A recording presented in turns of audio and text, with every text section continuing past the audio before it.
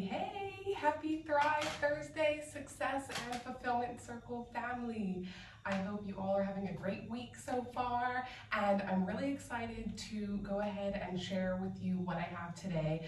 I think it's a great reminder for all of us because, again, we talk a lot as, if you're watching this video, you are obviously already a high achiever, somebody who has a lot of successful things going on, but usually when you achieve one thing and you tick one thing off of your list, that usually means that there's a couple of things that then follow it, right? You've got to-do lists on to-do lists, and sometimes it's a lot to even just organize those or find the best way to go from, the best way to even organize it to putting everything into action. And so that's why today's training tip I thought was going to be important to find a way and show you one simple thing that you can do to literally put your to-do list into motion. And it derives from a video that I had watched, one of my mentors, Marie Forleo, that I do some trainings and things like that from her.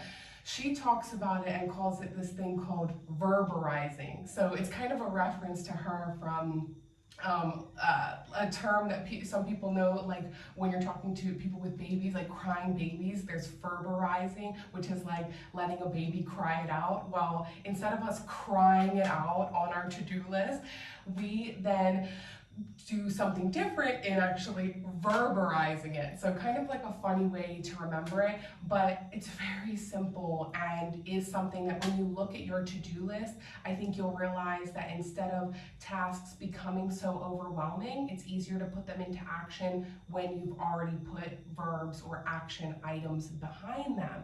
So what do we mean by verberizing?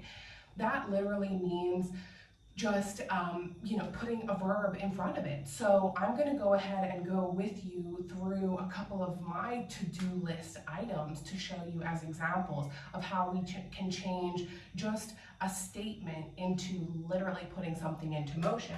So we've got our little handy-dandy whiteboard today, and so verberizing. So instead of saying I've got a new listing, right, on the to-do list, we've got new listing, Thrive Thursday video, BM Instagram, and H2H admin work. So these are a couple of things that I'm working on right now, and again, great examples on ways that instead of getting overwhelmed and saying, new listing, okay, what is it that I even have to do for that? Your mind starts to really kind of like wander with like there's 10 lists, right? There's 10 items that you could do when you have to do something with a new listing.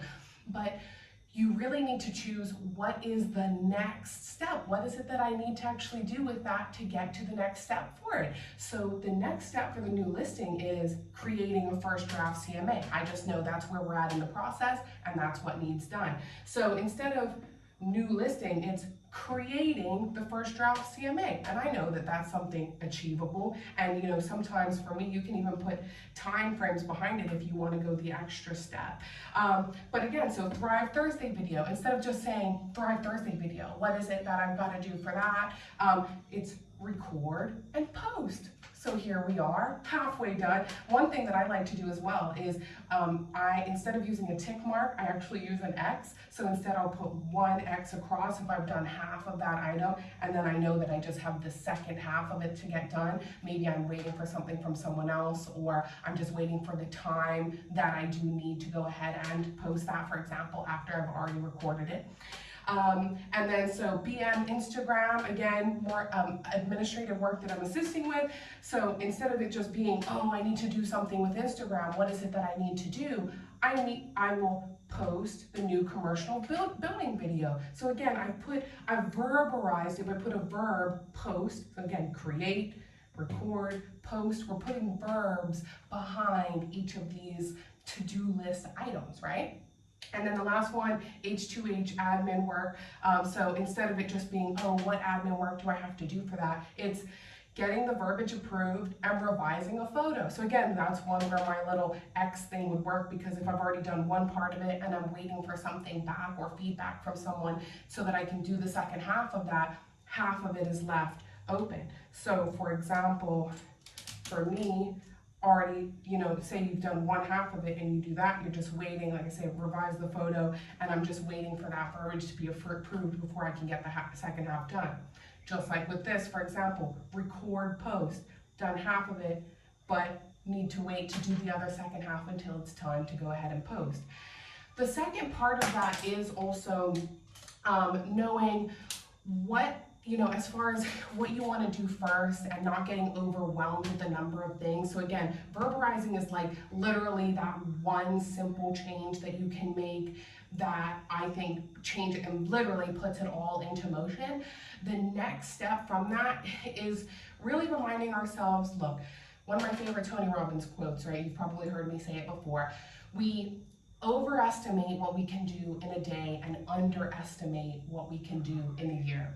I love that quote because, again, I could write 10 things here that I could get done today, and that would overwhelm me, and also it wouldn't really serve me and my health and my overall success and fulfillment. We're not just talking success here, we are talking fulfillment and enjoying a well-rounded life, and, again, it's knowing how to balance these things out. So why do I say that? Because I like to also still use the 3-3-3 rule, and maybe you do it color-coded sometimes when it's like listing things 1, 2, and 3 in green that like need to be done right now. So say something is time sensitive, and that the first thing that I want to do because it's time sensitive is I need to have this posted. So this will be number 1.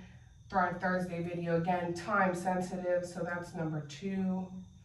And say you've got this new listing that you want to get that out, that'll be number 3.